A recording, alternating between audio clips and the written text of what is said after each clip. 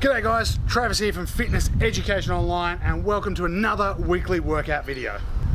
This week we're talking about something that's appropriate early in the year when someone's beginning a fitness journey. It is fitness testing. There's so many different ways of looking at this. I'm going to explain some of my ideas behind fitness testing for boot camp and share with you one of our go-to fitness tests that we always used when running boot camps. Let's get into it.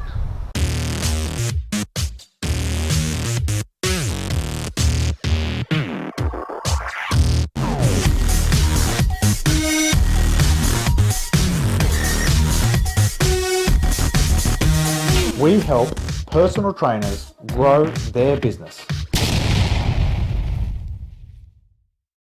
When it comes to fitness testing for boot camps, it can get a little bit difficult. Some of the go-tos that a lot of people use are things like maximum amount of push-ups in 60 seconds, or max crunches in 60 seconds, a wall sit test, some flexibility tests, things like the beep test are some go-tos, maybe a 5K run, a whole heap of different options. Now, look, that's all well and good if that's what your group's after. If your group is after like improving their run time, you need to have a run timer in there, like a run test in your boot camp.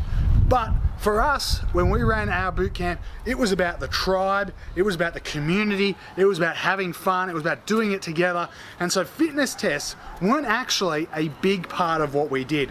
In fact, what we found is when we used to advertise, hey, it's Monday, we've got fitness testing day coming Monday, make sure you're there. Super important to see where you're at now and where you're going to be at the end of our challenge. We'd have no one turning up. People found them a little bit intimidating and they were, a bit concerned with potentially how they felt doing the test or how they looked doing a fitness test, or maybe they were worried at where they were at and they didn't want to sort of share that with everybody else. So we quite often found that if we advertised that it was a fitness test coming up, we'd get next to nobody turning up to our session.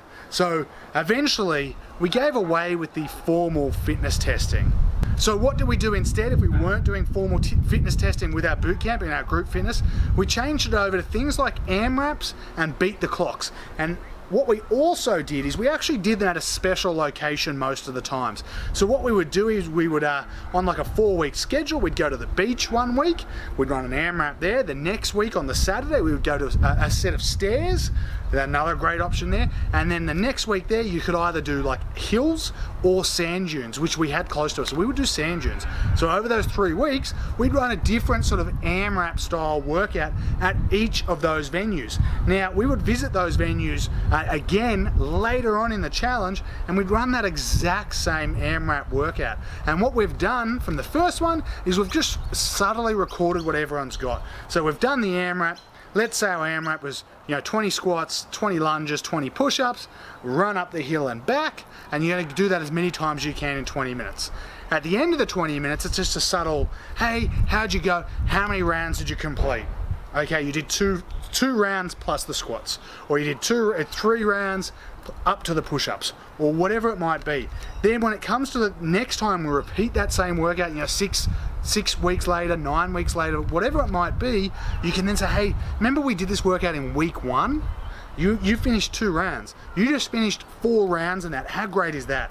So it gives the clients that sense of achievement without that anxiety from running a fitness test. So let's have a look at what we do for some fitness tests. So this is just a sample fitness test you might be able to use. This one is a 10-minute AMRAP. We've got 10 squats, 10 push-ups, 10 lunges, 10 sit-ups, a 100-meter run, and then we've got the skipping timer for 30 skips every 3 minutes. So you'll be doing that 3 times throughout this workout. Obviously with the run here, we don't have the 100-meter run just to keep us all on camera. Again, you're working through as many rounds as possible within that 10-minute period. Now, with these fitness tests, you can vary the time up. It doesn't matter whether it's 10 minutes, it doesn't matter whether it's 20 minutes, and it's important to be able to vary that up in general, simply because you're testing different capacities. You might be testing, that shorter sprint style capacity with a 10-minute one. Obviously, it's not a complete sprint for 10 minutes. Or longer endurance style for a longer AMRAP. It all depends on your group and what your goals are. If you're doing a longer AMRAP, let's say a 20 or 30 minute AMRAP, you want to make sure you've probably got a bigger run there, that it takes up a bigger chunk of time. The next thing we're looking at when we're choosing the exercises is that we're choosing a nice little balance. So it's a bit posterior, a bit anterior, and it's a bit prone, so on the ground, as well as standing. So just a bit of variety there.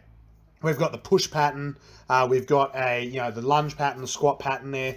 Now you can vary these up with, you might do Cossack squats, you could do sit to stand stuff, you could do some Supermans, you could do plank touches.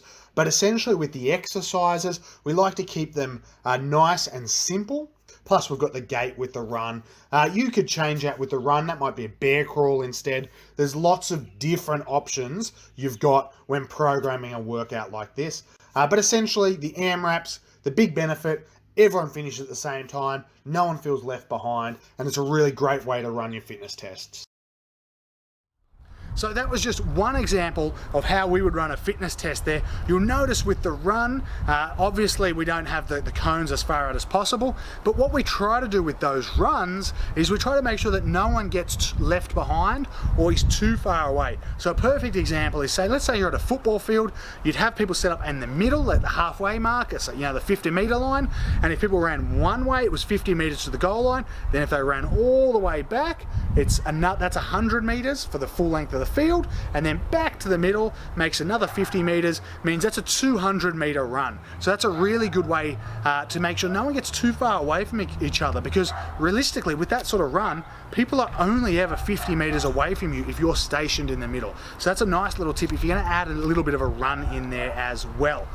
The next thing we use is something like a timer to break it up. So a skipping rope is one of our favorites. So what you do with that one, say a 20-minute workout, you might have a skipping timer that goes off every 4 minutes and people need to do 50 skips. So they stop where they are and they've got to do 50 skips and then they just continue on with their workout. A really great way to break up AMRAPs or beat the clock workouts.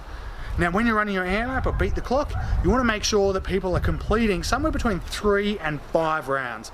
If they're getting through 10 rounds in that workout, it can get a bit too monotonous and too repetitive. So 3 to 5 rounds is that sweet spot for these sort of workouts. Like I said, make sure you get a little score sheet ready so you can tally down how many rounds they've completed, and that's how we run our fitness tests. That's it guys, thank you very much for watching this week.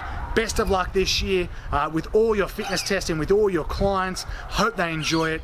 As always guys, like the video, leave a comment below. We'd love to hear what fitness tests you're running as well, so leave a comment below. Subscribe to the channel, we share great content like this weekly as well, so workouts, boxing, you name it. And as a subscriber, you can download a copy of our Bootcamp Games mini course completely free.